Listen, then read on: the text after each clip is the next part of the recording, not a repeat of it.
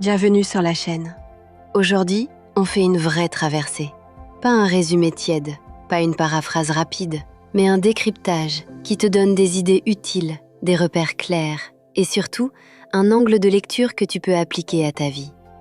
Avant de commencer, fais un geste simple mais stratégique. Abonne-toi maintenant et active la cloche. Si tu aimes les vidéos longues, denses, travaillées, c'est comme ça que tu transformes cette chaîne en rendez-vous régulier. Et c'est la régularité qui fait vraiment monter ton niveau. Le livre dont on parle s'intitule « Tout est un », signé Elam Unruh. C'est un texte bref mais concentré, presque comme une lame. Il vise une seule idée et la pousse jusqu'au bout. Son point de départ est radical.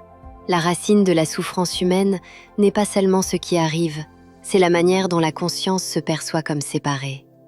Le moi, isolé, opposé au monde, opposé aux autres, devient un centre anxieux qui veut se protéger, se comparer, se justifier, contrôler.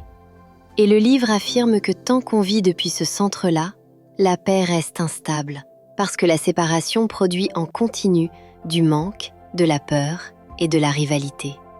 Quand il dit « tout est un », il ne dit pas « tout est pareil ». Il ne nie pas la diversité des formes, des caractères, des histoires. Il dit au niveau le plus essentiel, il y a une unité de réalité, et la séparation est une apparence fabriquée par l'identification. Une image simple aide à comprendre. Sur un arbre, chaque feuille est distincte, mais toutes partagent la même sève. Les formes sont multiples, la vie est une. Dans cette logique, ce qui nous fait souffrir, ce n'est pas l'existence des différences, c'est la croyance que ces différences sont des murs absolus. Et à partir de là, l'ego s'installe comme un petit royaume assiégé. Il surveille, il calcule, il se compare, il anticipe les attaques, il réclame des garanties, il veut être quelqu'un en permanence. Ce que le livre propose, ce n'est pas une morale, c'est une architecture intérieure. Il insiste sur une idée forte. La vertu réelle ne vient pas d'un effort sentimental, elle vient d'une perception juste. Si tu perçois l'autre comme totalement séparé, tu peux l'utiliser, l'écraser, le trahir en te racontant une histoire. Si tu perçois l'autre comme participant à la même réalité que toi, tu peux encore te défendre et poser des limites, mais tu ne peux plus jouir de nuire. Tu comprends que le tort se propage. Ce n'est pas une menace morale, c'est une logique de système. Quand tu pollues la relation, tu pollues ton propre champ mental. Et ton champ mental, c'est ta vie quotidienne, ton sommeil, ton énergie, ta clarté. Le texte va même plus loin. Il affirme que l'amour d'un sage qui réalise l'unité dépasse l'amour maternel, non pas parce qu'il est plus gentil, mais parce qu'il est sans frontières mentales. L'amour maternel est immense, mais il reste localisé, il protège les siens. L'amour fondé sur l'unité s'étend sans préférence arbitraire, sans perdre le discernement. Et c'est là qu'on touche la promesse du livre. Quand l'unité cesse d'être une idée et devient une réalisation, la paix devient naturelle et l'action devient plus propre, moins contaminée par l'ego qui veut marquer des points. Maintenant, la grande question. Comment passer du concept à la réalisation ? Le livre répond par une méthode de désidentification, en s'appuyant sur un exercice classique. Observez les 3 états de l'expérience. L'état de veille, où tu perçois le monde extérieur. L'état de rêve, où tu perçois un monde créé par ton mental. Et le sommeil profond sans rêve, où il n'y a plus de contenu, plus d'images, plus d'histoire. Le texte dit, dans le sommeil profond, tu ne perçois rien, et pourtant tu existes. Alors demande-toi, si tu existes même quand il n'y a plus de pensée, plus d'images, plus de moi narratif, qu'est-ce que tu es exactement ? Cette question est centrale. Elle vise à déplacer ton identité. Tu n'es pas le corps parce que le corps est perçu. Tu n'es pas le personnage du rêve parce qu'il s'efface au réveil. Tu n'es pas l'ignorance du sommeil profond parce que tu peux constater cet état après coup. Ce qui demeure derrière les états, c'est le connaisseur, le témoin, la conscience qui observe. Le texte évoque alors le 4e état, Turiya, la connaissance pure, non pas comme un feu d'artifice mystique, mais comme une stabilité. Une présence qui ne dépend plus du contenu mental. Ce n'est pas spectaculaire, c'est extrêmement simple, et c'est pour ça que c'est difficile. Le mental aime les objets, les histoires, les résultats mesurables. Là, on te parle de ce qui est avant tout ça, et c'est ici qu'il attaque frontalement l'ego. Il parle à l'ego comme à la source des conflits. L'ego fabrique en continu la différence. Je, tu, il. Et ce découpage devient une machine à peur, à désir, à comparaison. Le livre affirme qu'un autre ego, universel, peut dissoudre ce faux centre, l'ego du réel, formulé par la phrase « Je suis Brahman ». Autrement dit, l'identification séparée se dissout par la reconnaissance de l'unité, pas en détruisant la personnalité, mais en cessant d'en faire un absolu. Mais attention, dissoudre l'ego ne signifie pas disparaître ou devenir passif. Le texte parle d'un changement de centre. La vie continue, les actions continuent, la parole continue, mais la motivation n'est plus la défense du personnage. Et c'est là qu'il traite un sujet très concret, l'auteur de l'action. Qui agit ? Le livre propose une perspective dérangeante pour le mental moderne. Au niveau ultime, toutes les actions sont l'œuvre de Dieu. Le but n'est pas de te faire baisser les bras, mais de casser l'illusion du contrôle total. Regarde honnêtement. Tu ne contrôles pas tout ce qui détermine ton action. Tu ne contrôles pas entièrement ton corps, ton énergie du jour, ton passé, ta sensibilité, les réactions des autres, les circonstances, l'environnement. Tu peux intentionner, travailler, te discipliner, mais tu restes dans un monde de facteurs. Et plus tu exiges que le réel obéisse au scénario de ton ego, plus tu souffres. Le texte retourne la logique. Ton impuissance partielle peut devenir une porte vers la paix. Tu fais ton devoir, tu fais ce qui est juste et nécessaire, mais tu cesses de lier ton identité au résultat. Action sans attachement. Non pas « je ne fais rien », mais « je fais sans me faire dévorer ». La paix naît quand tu cesses d'exiger que le réel confirme ton personnage. Et là, paradoxalement, tu deviens souvent plus efficace parce que ton énergie n'est plus dispersée dans la peur de l'échec ou l'obsession d'être reconnu. Et le livre insiste, cette vision ne supprime pas le discernement moral. Il dit clairement « le bien est le bien, le mal est le mal » au niveau des actes. Un voleur n'aime pas être volé. Une injustice reste une injustice. La non-dualité n'est pas un prétexte pour excuser tout. La nuance est ailleurs. Tu peux rejeter l'acte sans nourrir de haine contre l'être. Tu peux poser des limites, protéger, refuser, corriger, sans te laisser contaminer par l'empoisonnement intérieur. C'est une fermeté propre. Et cette propreté, c'est un gain de liberté, parce que la haine te rend dépendant de ce que tu combats. À ce stade, la liberté change de définition. La liberté n'est pas de contrôler le monde. La liberté devient la capacité à ne plus être contrôlée par l'illusion. Illusion d'être un moi séparé, illusion de devoir gagner, illusion de devoir être admiré, illusion de devoir avoir raison, illusion de devoir tout sécuriser. Quand ces illusions perdent leur pouvoir, tu découvres une liberté beaucoup plus solide. Agir sans être un esclave de la peur et de la comparaison. Et cette liberté-là est perceptible, concrète. Tu dors mieux, tu rumines moins, tu récupères de l'attention, tu reprends de la présence. Le texte décrit la paix comme une stabilité intérieure au cœur de l'activité. Il donne une image simple. Dans le sommeil profond, même si le monde existe, tu n'es pas agité, parce que tu n'es pas accroché. Il ne te dit pas de dormir ta vie. Il te dit « apprends à conserver une qualité de calme semblable, même dans l'action ». Et cela dépend de ta perception, pas de la perfection du monde. Ton esprit s'agite surtout pour ce qu'il appelle « mes biens, mes projets, mon image, ma place ».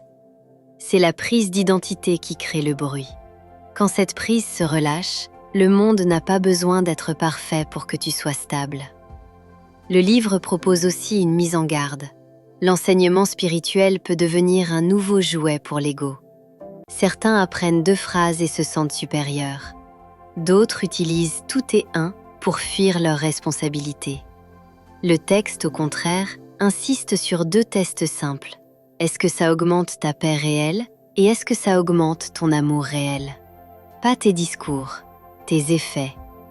Si ta spiritualité te rend dur, méprisant, arrogant ou passif, tu as raté l'essentiel. Il propose une définition du divin qui veut éviter les images. Être, conscience, béatitude. Dieu n'est pas un personnage qu'on persuade, c'est la réalité ultime. Ce qui est, ce qui connaît, ce qui est plénitude. La raison peut indiquer, mais elle ne remplace pas la réalisation. Les mots pointent vers une direction, ils ne livrent pas l'expérience. Le texte revient toujours au même cœur. Quitte le film, reviens au témoin. Maintenant, comment incarner ça concrètement, sans rester au niveau des beaux concepts? Je vais te traduire l'esprit du livre en application de terrain. Première application, les relations. Observe ce qui se passe quand tu es pressé, fatigué, frustré. C'est là que l'ego se crispe et que la séparation apparaît. Tu parles plus sec, tu coupes, tu te justifies, tu veux imposer. Le livre te dirait, plus tu te crois séparé, plus tu entres en compétition.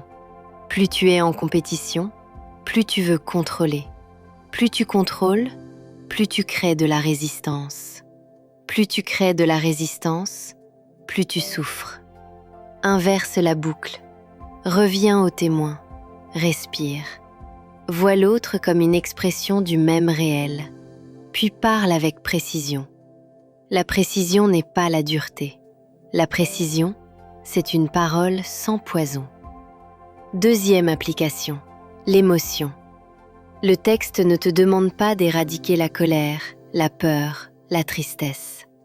Il te demande de ne pas t'y identifier. Quand la colère monte, l'ego dit « Je suis la colère, j'ai raison, je dois agir ». Le témoin dit « Il y a colère ». Elle apparaît, elle passe. La différence est énorme. Dans la première version, tu es possédé. Dans la seconde, tu as un espace. Et cet espace suffit souvent à changer une phrase, un ton, un choix, donc une conséquence.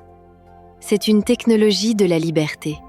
Tu ne t'interdis pas l'énergie, tu refuses la possession. Troisième application, le résultat. Choisis un domaine où tu es trop accroché aux fruits. Travail, amour, argent, performance.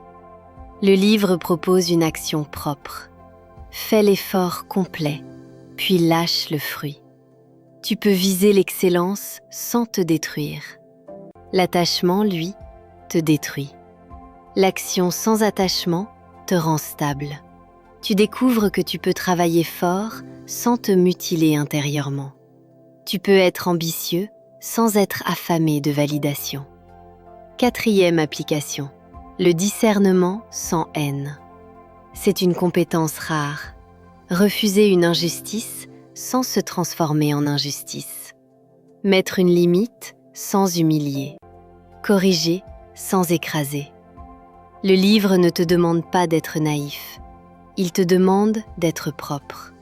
Et être propre, dans cette perspective, c'est ne pas ajouter un poison à la situation. C'est l'idée la plus simple et la plus difficile. Ne pas rendre ce qui t'atteint plus sale à la sortie qu'à l'entrée. Cinquième application, la paix comme compétence. Quand tu t'agites, demande-toi, qu'est-ce que je tiens trop fort? Souvent, c'est une image, une validation, une peur de perdre, un besoin de contrôler l'avenir. Le relâchement n'est pas une défaite, c'est une respiration. Et cette respiration te rend plus clair pour agir. Une personne crispée confond réaction et décision. Une personne plus libre peut choisir. Si tu veux une pratique simple, fidèle au texte, plusieurs fois par jour, mini-arrêt. Une respiration. Je ne suis pas le film, je suis le témoin. Ensuite, tu reviens à l'action, mais avec un centre plus stable. Et tu peux ajouter un autre entraînement. Réduire la frontière mentale entre les gens que je respecte et les gens que je méprise. Pas pour tout accepter, pour sortir du mépris automatique qui est un gaspillage de conscience. Tu peux condamner l'acte sans effacer l'humain. C'est une grande force. La thèse de tout éteint, au fond, est simple mais exigeante. Ton malheur vient d'une erreur d'identification. Et la solution n'est pas d'améliorer ton personnage, mais de cesser de te prendre pour lui. C'est un réveil, pas un costume. Alors oui, c'est un texte qui peut déranger. Parce qu'il retire une excuse confortable. Je suis comme ça. Il dit, tu n'es pas comme ça. Tu es identifié à ça. Et l'identification peut se relâcher. Pas instantanément, pas par magie, mais par une discipline douce. Revenir encore et encore au témoin et agir sans poison. Si tu as suivi jusqu'ici, c'est que tu aimes les vidéos qui demandent d'un peu d'attention. Et c'est justement ça, le vrai luxe, l'attention. Sans attention, tu vis en pilote automatique. Avec attention, tu redeviens acteur de ta conscience. Je termine comme promis, clairement. Abonne-toi et active la cloche. Si tu veux des traversées comme celle-ci, des livres décortiqués sans dilution, c'est la continuité qui construit ta compréhension. Et si cette vidéo t'a donné une clé, partage-la à quelqu'un qui vit en guerre intérieure sans comprendre pourquoi. Merci d'avoir écouté jusqu'au bout. Et rappelle-toi, tout éteint n'est pas une conclusion décorative. C'est une invitation à sortir du film, à revenir au témoin et à agir avec une paix qui ne dépend plus des circonstances. À la prochaine. Avant de te laisser, garde cette boussole. Tu peux être exigeant sans être dur, lucide sans être cynique, et puissant sans être crispé. Ce livre ne cherche pas à te faire croire, il cherche à te faire voir. Relis-le à distance. Un même passage ne résonne pas pareil selon la période de ta vie. Et si tu veux continuer à muscler ta perception, on se retrouve dans la prochaine vidéo.